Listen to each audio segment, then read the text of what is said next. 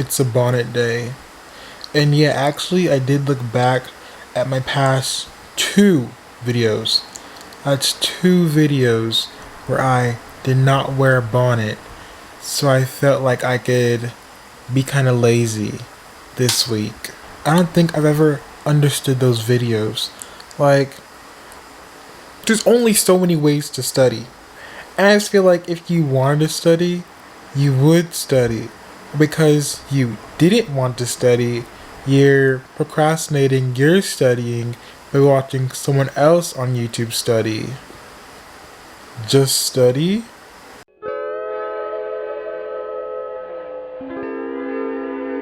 I don't think I've ever studied much. Like, it's not like studying's below me. Like, I don't. How do I put this? It's not that I don't see myself studying, it's that I don't really see it as necessary. Because, not to brag, I've just always been good at retaining information I find interesting or useful. Like, personally, even now and back in high school, my favorite subjects were history and literature, sometimes theater when I had to take it once, and I guess, I don't know, writing. For example, did you know that in many other weapons, the Native Americans used obsidian glass, which was very brittle, but I think as thin as a blade of hair or thinner, making it very sharp. What else? On the day Julius Caesar was murdered, his wife had a bad vibe and told him not to go because she felt like something bad was going to happen, and something bad did happen. And the turn actors use when on stage in Broadway and theater is called a 3/4 turn. My point is, all those, I hope, were somewhat interesting. And that's the only reason why I remembered them. I think the only thing I've ever had to actually study for is probably math. But even then, I used to be really, really good at math. And by studying, I mean just putting off all the unit homework until the day before the test. Do all the homework, and then memorize it, get a good grade on the test, and forget all the information afterwards. And it worked just fine for me. But then after that, I had to do online math, which I thought I was just bad at learning online, okay? So then that math class I failed. I think that was the first class I've ever actually failed, which is funny because I did almost fail second grade. And then I went back in person the semester afterwards. Again, I barely passed that class with like a 71, and I failed the math class afterwards. So yeah, I'm just not good at math anymore. And I don't want to say I'm dumb, but Texas is like 35 in education, so I've had a lot of football coaches teaching science and history, so that might be a reason why I've never had to actually study. I don't know, but I chose marketing as a major specifically because I wanted something both creative and didn't require that much work. Like even right now, my current assignment is making a Google Slides. And that's okay with me because I've always liked decorating slides. If anything, that could be my job. If I had access to my high school email, I probably would have made a video on ranking my best Google Slides. Like, I even did one on the Ku Klux Klan one time. And even then, it was still very detailed. I had crosses burning, I had the cloaks, I had everything. I mean, I'm not saying you don't have to study in a subject you're interested in, but it definitely does help. Like, I'd imagine, ideally, doctors and everyone else in the medical industry is somewhat interested in the human body and stuff, because I don't think I would want a doctor cutting me open while I'm passed out and they're bored or on their phone. That could actually be a lawsuit. But I will say, when I do try the aesthetic of studying, I think that's one of the rare few times I will put my glasses on at home, even though I don't need to, other than needing to see, was because when you feel smart, I would say it helps you memorize information better. It's like the most extreme case of a fake it till you make it type thing. So like, yeah, dress smart, pretend you're smart, and then maybe there's a 2% chance that you just might become smart. They said there's supposed to be some cold front coming in this week, which I hope, because I'm very tired of the 80s and 90s. Personally, I feel like that should have left about in August. September, ideally, for me, is where fall should start. That's where it should start getting colder. For Texas, that's about mid-October. It's just the fact that I so badly want to wear my sweaters and jackets, because that's the kind of person I am. I'm a sweater and jacket kind of person. Sometimes even during summer, even though I know I'm gonna sweat, I still do it anyways. But it's like, because first, I know I already have too many, so I've tried. No, I haven't. I actually bought more. I like to see, everyone likes to go shopping, more so during summer because the weather is just nice and all that other stuff. But the thing is, that's how the stores get you. They sell all the winter stuff during summer for half off in the deals. And like, obviously, someone who has common sense isn't gonna buy it because it's 90 degrees outside. Why would you need a sweater? But they got me. See, I think prior in an older video, I was like, I need to stop buying sweaters, which for a while I did. For 3 months, when I did buy clothes, I did not buy a single sweater. And then 2 months ago, I think it was my birthday, and I just wasn't feeling that great, so I did some online shopping. And the thing is, I usually don't online shop that much, at least not for clothes. So I feel like this was a pass. And the thing is, I wouldn't really say they're sweaters either. I feel like they're long sleeve shirts, just thicker. Anyways, I have this white, green, and blue one, which I really like. I think it was only like, what, $15? And then this yellow one, which honestly, I really don't think, outside of like 2 shirts, including this one, I really don't wear yellow that much. I'm trying to expand the color of my closet, which I've done really good on recently. 2 years ago, all you would catch me wearing is probably black and gray. And I'm not even emo. But honestly, what I'm most excited to wear is this fleece again. And I'm crazy about it because it's my first and only fleece. Pretty sure the last time I wore it was February.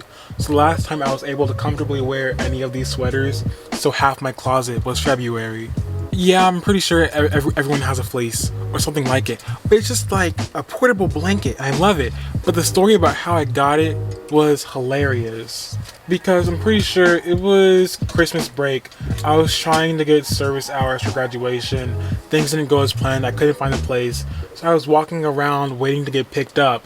And I was just stranded in a store for a while.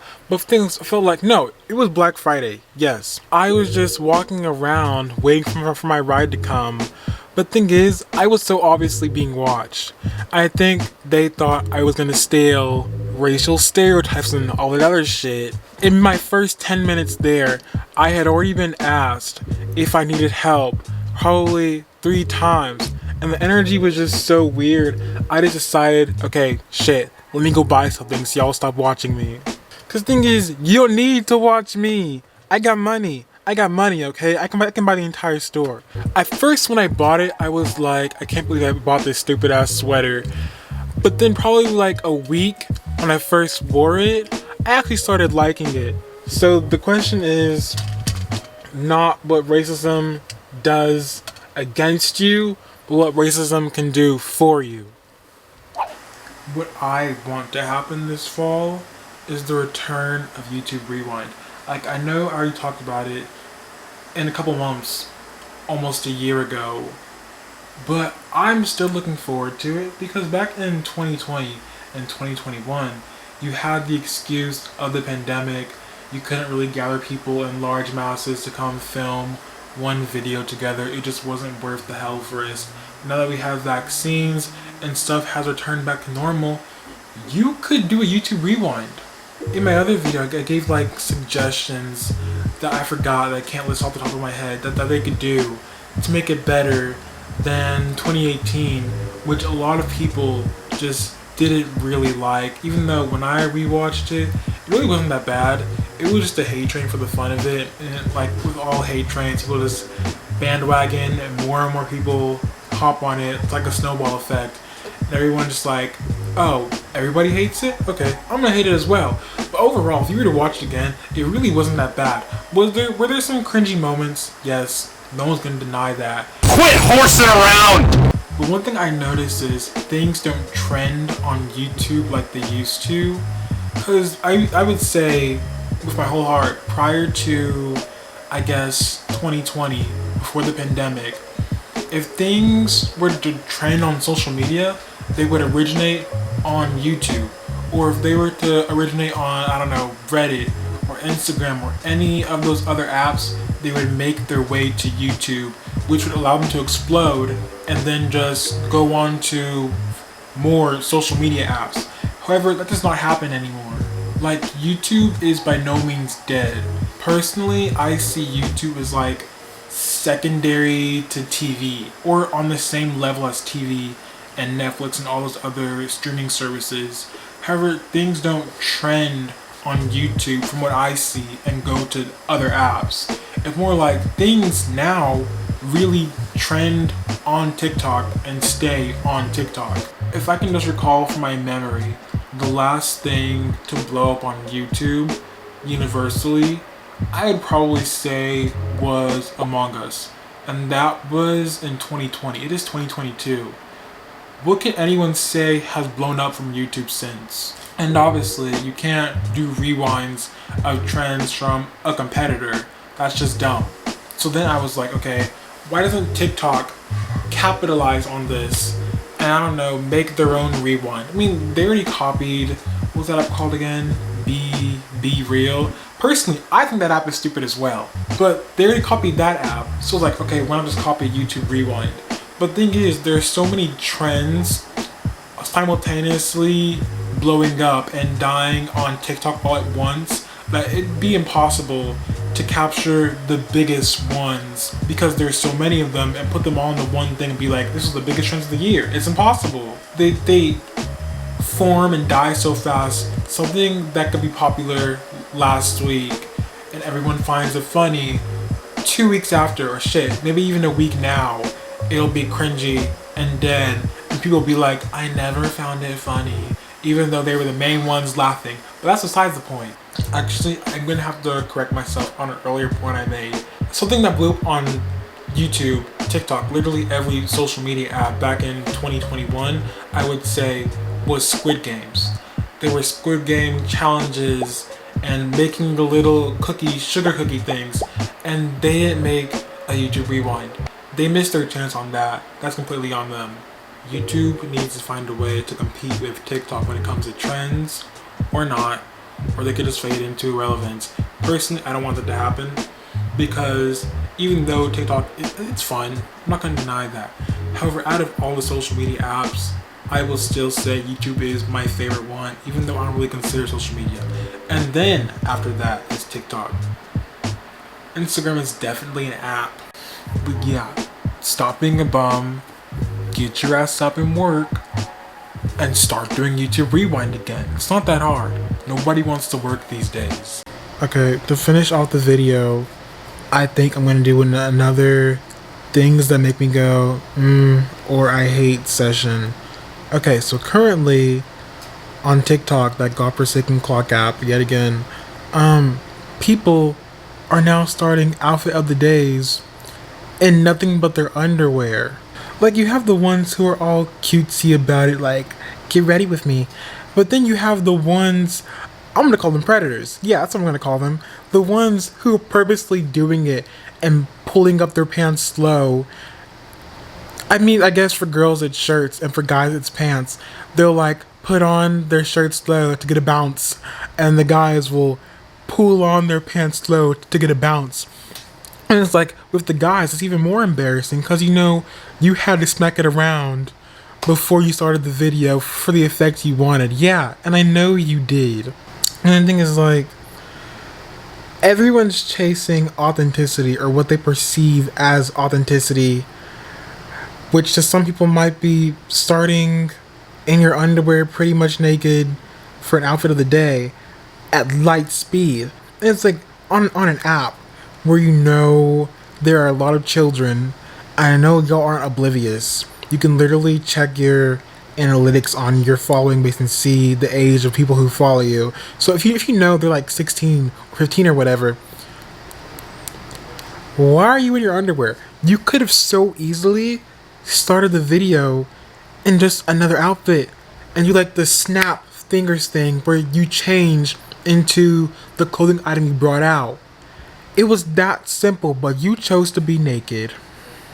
And the thing is, there's a whole platform for that. So, and like, there's no shame in it either.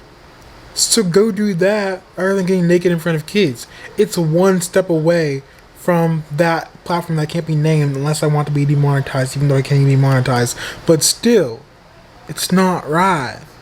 But yeah, stop that. It's weird and kind of nasty to be getting naked in front of a young fan base. At some point, you gotta come to the realization that you like kids. Hey guys, welcome back to my channel where I give you studying tips. To jump right into the video, I would have to say one of the best things to help me study that I've been using recently is a new form